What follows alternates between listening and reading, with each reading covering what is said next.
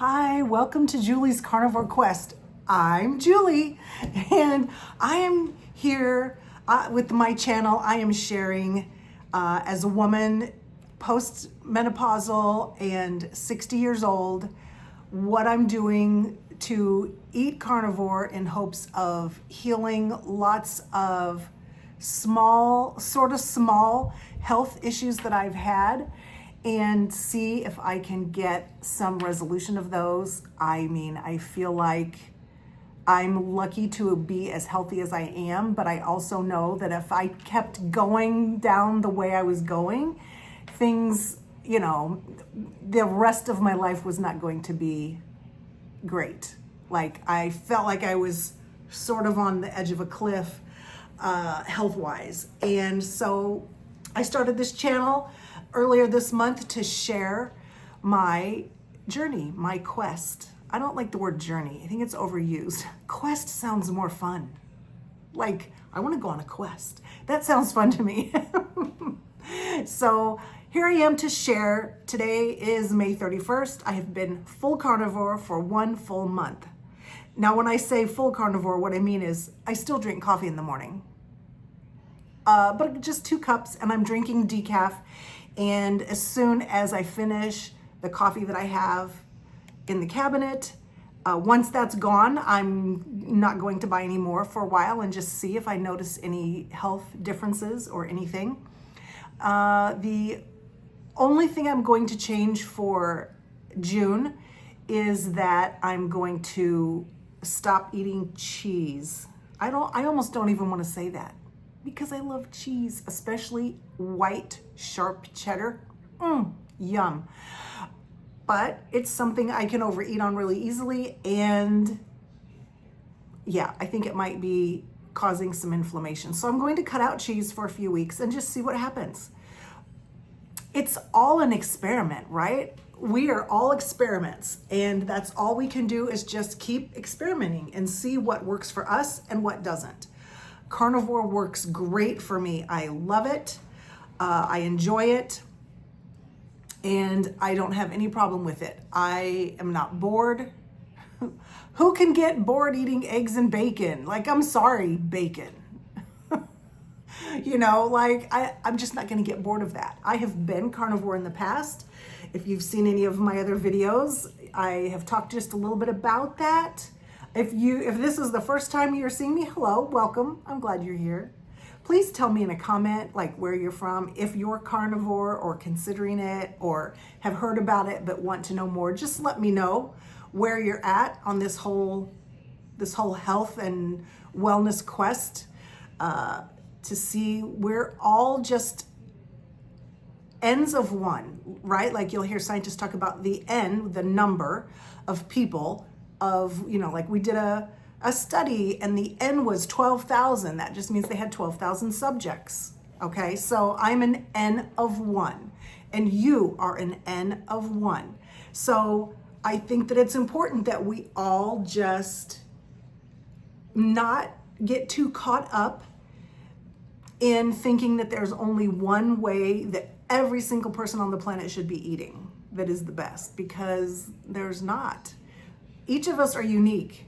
We have our own challenges, we have our own lifestyles, we have our own likes and dislikes, and I think that it's up to us to experiment and see what's best for us. But I definitely want to share this carnivore way of eating for everyone, especially, like, here I was 50 something years old and finally figured out and went to the doctor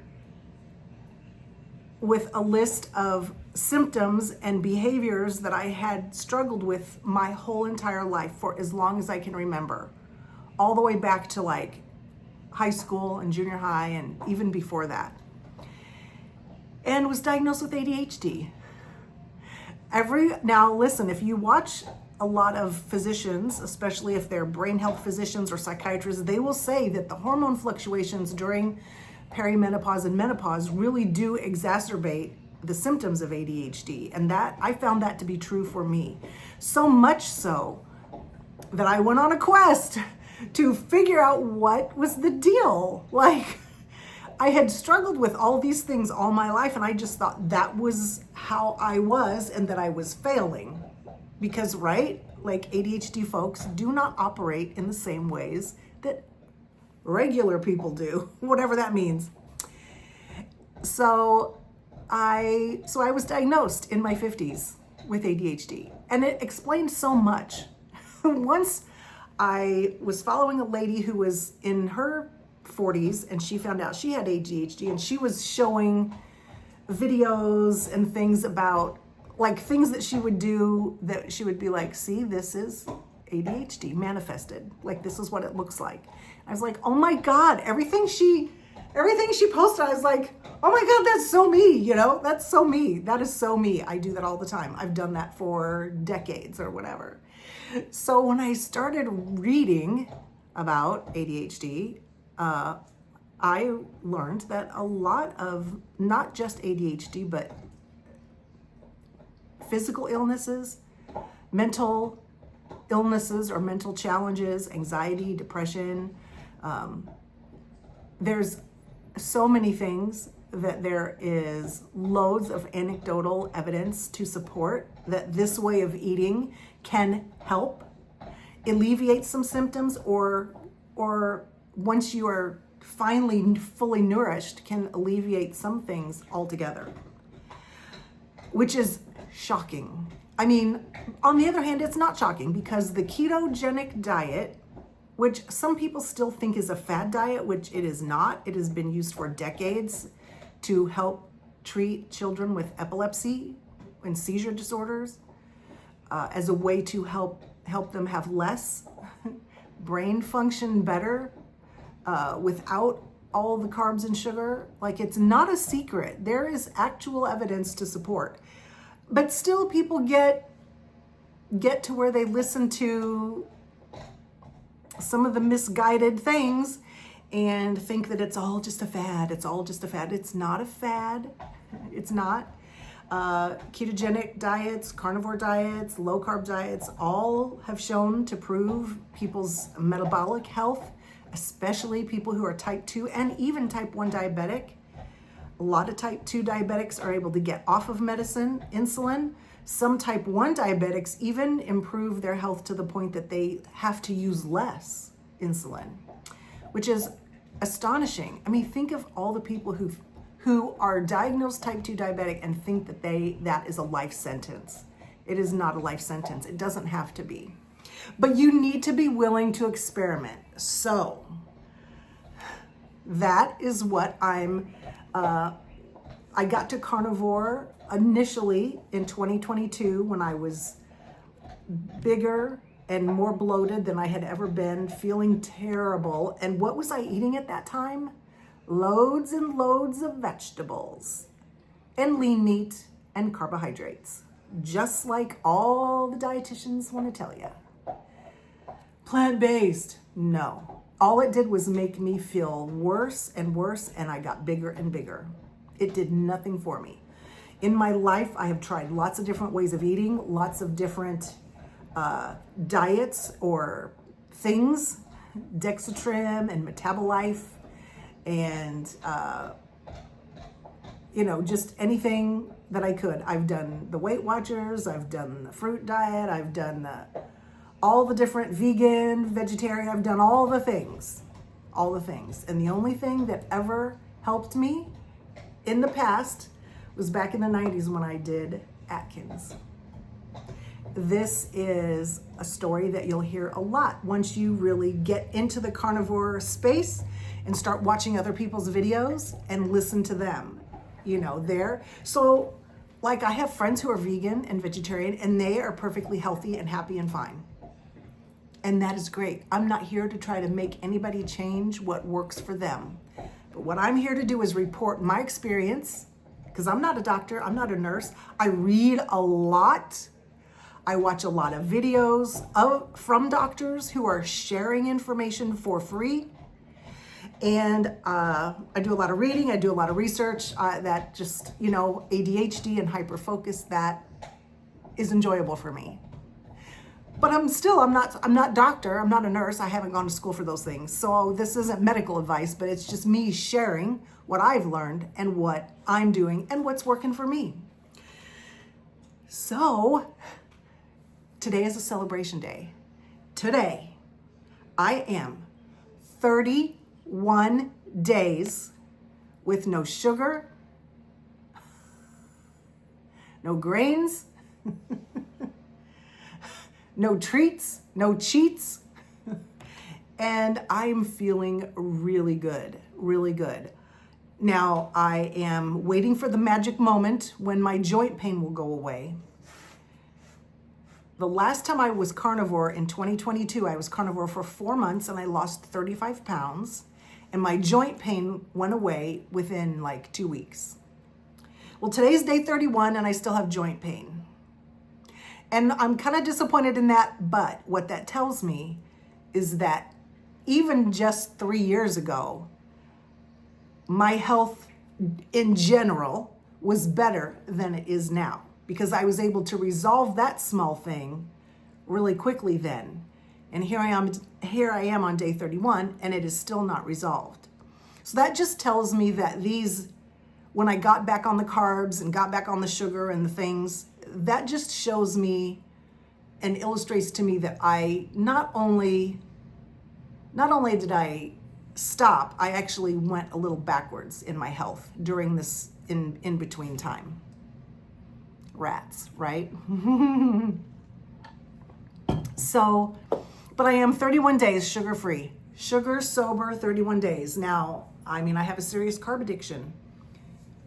My husband loves carbs. He eats almost all carbs. I try to get him to eat as much meat and eggs as I can, but he's a truck driver, so he's on the road a lot.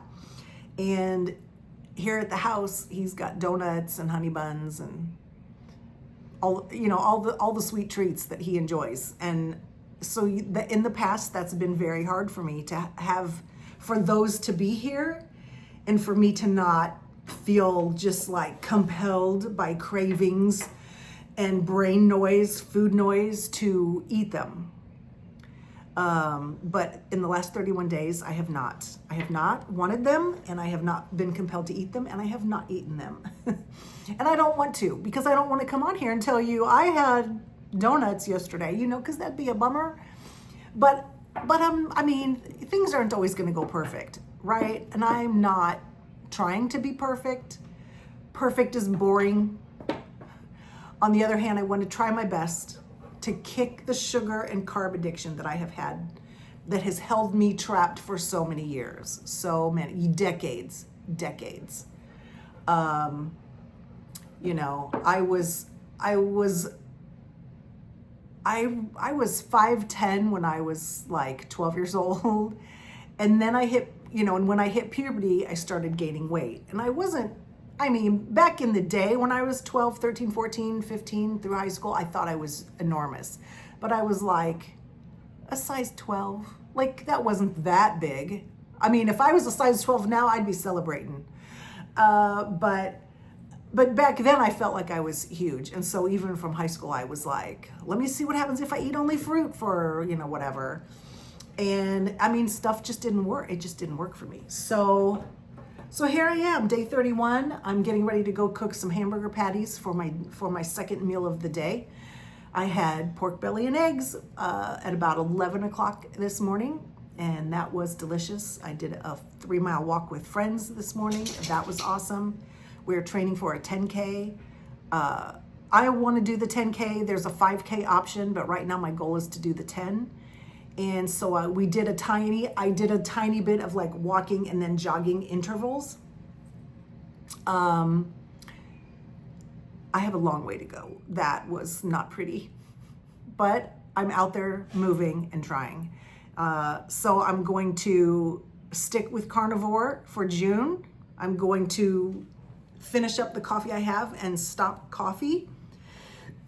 Excuse me. And then I will be cutting out cheese, and we'll see if I notice anything magical that happens.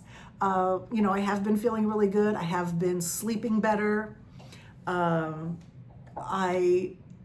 have had more energy. And one thing I wanted to mention about the whole like ADHD and mental and food noise and all that is that this past 31 days, the food noise is gone. I had one night where I had cravings, but that was it.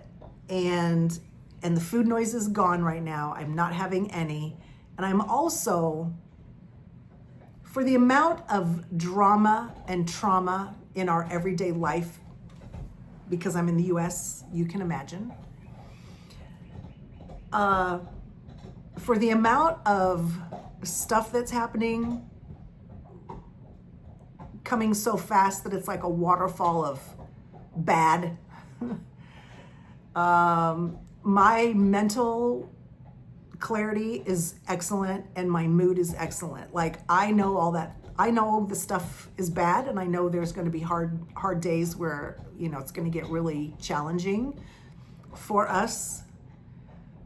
But I'm not walking around cranky or angry or in a bad mood or depressed or filled with anxiety to the point that I can't carry on and find things that I enjoy in my life. So I know that in the past, in the not too distant past, I would have been almost consumed with negativity and anxiety and, anger and depression over what is happening to our citizens. And, but that has just, I just don't have that anymore. That heaviness is gone. That heaviness is gone. And I know now, because I'm feeling it now, that I have the resilience and the mental fortitude to be able to move forward no matter what is going on. There are things that I can do, and I have the ability and the resilience and the mental stamina to do it. And that is amazing. That's amazing. If you've ever been anxious, overwhelmed, depressed, angry, moody, all that, and to just not have that at all, like stuff happens and I'm like, okay, it's a little strange. I have always been a person who I'm very much an empath. I very much absorb the energy of what's around me. And it used to just really like consume me. And now it just doesn't.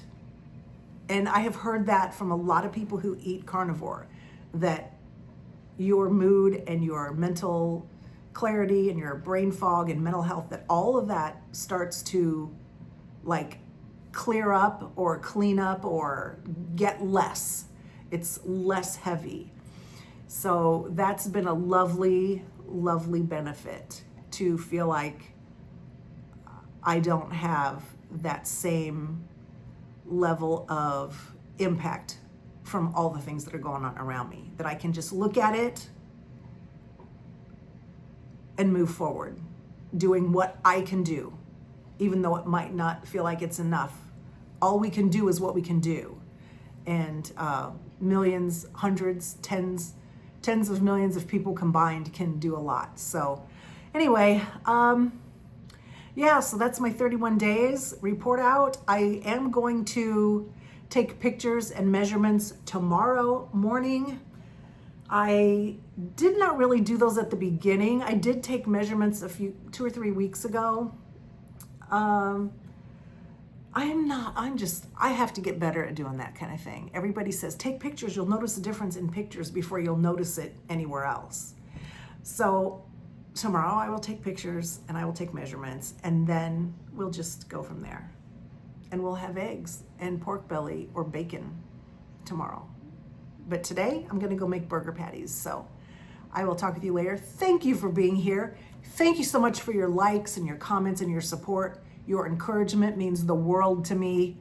It really does, because sometimes just being here in my house doing my thing, you just want to be like, is anybody out there? Hello, knock, knock, knock. Anyway, I'm here. Please leave me a question or a comment or something. And if you have any questions about what else is going on with carnivore or what else is doing with the 10K training or whatever, let me know. And I will talk with you soon.